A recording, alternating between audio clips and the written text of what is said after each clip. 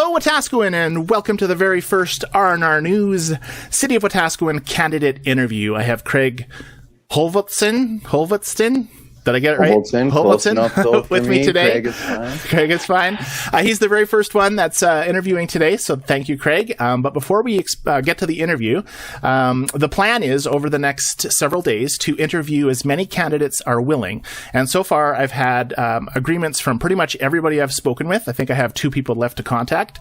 So there's going to be like 16, 18, 20 interviews, hopefully, over the next week or so that pop up. And they're going to be put in 2 parts. Part 1 will be learning about the candidates, where they grew up, all of their likes, dislikes, their hobbies, what they do for a living, why they're in Wetaskiwin, why they want to run for their position they're running for. But there won't be any of the typical questions on part 1. Part 2 will have all of that cool stuff. Part 2 will have stuff, I'm just going to read through my notes here. It'll have stuff like taxes and the economy and city services, crime and homelessness, relationships with our neighbors. It'll have opinions on current council and much, much more. So stay tuned for part 2, and that'll be released after I've done all of the interviews. We only thought it was fair to record everybody's interview first before posting everybody's responses. That way nobody has an advantage of using someone else's answers and all that cool stuff. Sound good, Craig? Sounds perfect. All right. So without further ado, welcome again. I think I welcomed you already during my speech. And let's just go right off with question 1. Tell us Craig's story. Who are you, Craig? And start from the beginning, I guess. If you want to start from when you were born, that's fine by me. But Okay, perfect. Thanks. First of all, thank you, Scott, for having me here. It's nice to be able to get to talk about this race. And answer to the constituents. So for me, I grew up in Edmonton. I went to school there, went to university there, and it wasn't until the pandemic hit. So when the pandemic hit in 2020, I started a greenhouse in Edmonton, the beginning of Rock Soup. And once that season ended, I started looking for different greenhouse properties, and I found this beautiful space here in Wetaskiwin. And so I moved here in 2020 to start Rock Soup. And, this place has felt immediately like home. Although I was warned there's a bit of coyotes. So when I first set up my tent in the yard to do my fundraising, I made sure it was inside the fence. But yeah, city boy. I got to be careful with the chicken hat because there's coyotes and they chase me around town if I wear it outside too much. Sorry. It's hungry times right now. Hungry times. Kind of season, yeah. You've mentioned that you went to university. What did you major in, or what did you study, or college, or what did you take? What was your graduate? I went to university at McEwen. Okay. I took the child and youth care. Oh, okay. Nice. Did you have any other employment or stuff you did before you started Rock Soup? Yeah. So I was lucky before university. I worked through university. So I got to do, many of the service industry jobs, groceries, stocking. I learned a lot of the tangible skills that I apply in my nonprofit today that I learned, in the job before university. And then after university, I started working with the province in children's services, and I worked in the mental health divisions and units. And then after that, I did environmental risk assessments, going through the different foster homes and group homes, and then doing different risk mitigation plans. So, it was a very diverse learning experience, kind of, for sure, university and before. Awesome. I didn't go to school. I graduated from YouTube University. That's how I learn everything is on YouTube. So, but anyway. It's the jack of all trades. When I was trying to figure out the boiler systems here, YouTube was, an invaluable resources. For sure. So where did you actually grow up? Where were you born? I was born in the west end of Edmonton, and then nice. Moved to the south side of Edmonton when had my kiddos. And so for me, Wetaskiwin has always been, a neighbor. As a youth, I've always had friends back and forth. We've always come back and forth. So, Wetaskiwin's always kind of been a second home. So when I had the opportunity to raise my kiddos here and enroll them in school, it was quite exciting. Great. You talked about your kids. Tell me about your family, how old they are, that kind of stuff. Yeah, so I got 2 kids, 5 and 7. And so they spend part-time here and part-time with my spouse. And it's great. The kids love being here. They've been an integral part in creating Rock Soup. Even in the name of the organization was named after a story I told the kids. So, it's just, I'm lucky. And a lot of those lessons I've learned as a father, the lessons that I bring into, this candidacy or, kind of my decision making is very much from that role as a father. Nice. That's awesome. That's cool.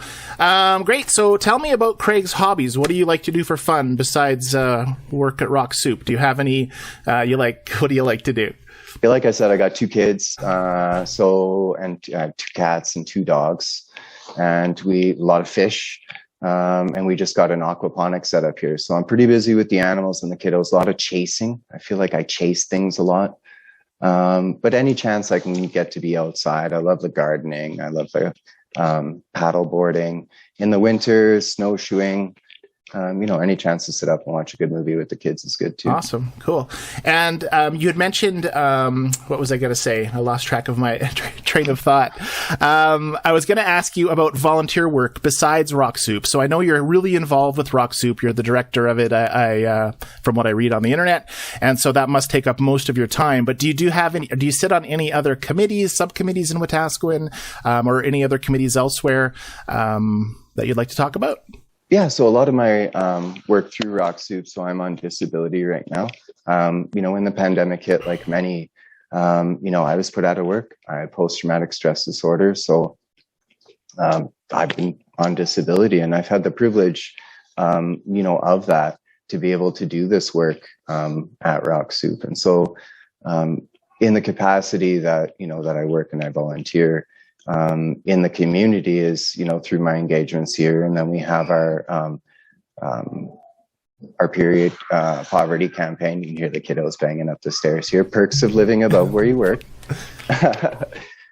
So we also do our lots of different community campaigns. We have our Indigenous community campaign working on our sweat lodge inside.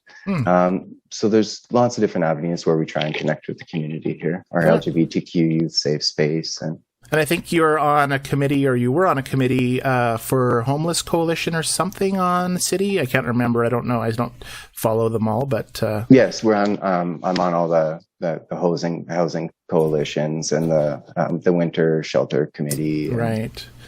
Great. And I guess the last question for part 1, unless you want to add some more, is what was your motivation to run for mayor of Wetaskiwin? I've always been really excited and engaged in politics. But for me, this municipal election was made so important by, as many of your audience is aware, the encampment that was recently at Rock Soup. I learned a lot. There's a lot of lessons learned in the 20-something days the camp was here. I learned a lot about, positional authority, and, systemic barriers and human compassion and empathy and family.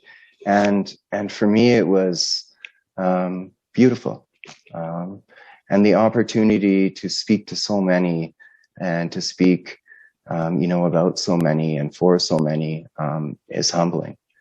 And I think, my inspiration to run for mayor is, camp was the humbling experience of camp, made me want to try and be a voice for those that are maybe too scared to say it. Right.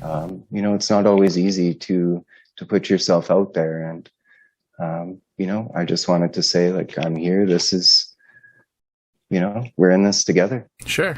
And if you did get elected for mayor, would you have to have somebody else run Rock Soup, or is that something that you'd be able to juggle both the mayor of Wetaskiwin and the director of Rock Soup? The way the board's set up here is we're very structured. So as the hours need to be flexed, they can be flexed. And that's the beauty of kind of founding your own business and creating a nonprofit, is there's flexibility in that. And I have a great board of directors and volunteers and humans I trust. So, I'm willing to put in the time to Wetaskiwin however it needs. Great. Awesome.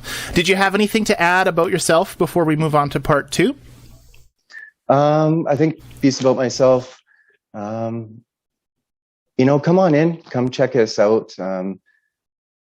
It's easy to read the rumors and to talk about, information we may or may not have. But I think sitting down and having conversations just like you and I are right now, Scott, like, this is how we connect to people, is, over bread, over coffee, and just, finding some connection in between. Right. So the best way for people to reach out to you and ask you questions is to come to see you at Rock Soup? Yeah, if people want to pop in, take a tour, I'm available online. I have a social media presence. If people have questions, I'm here. Awesome. Good stuff. Well, Wetaskiwin, that takes care of part 1 from Craig. So thank you, Craig, for doing part 1 with me. Stay tuned. Don't leave or anything, because we're doing part 2 right now. And we're going to post that, like I said, after all of the other candidates have given us their feedback. Perfect. So I'll turn off the slide and we'll see you on part 2. Awesome. You can wave. Thank you. There we go.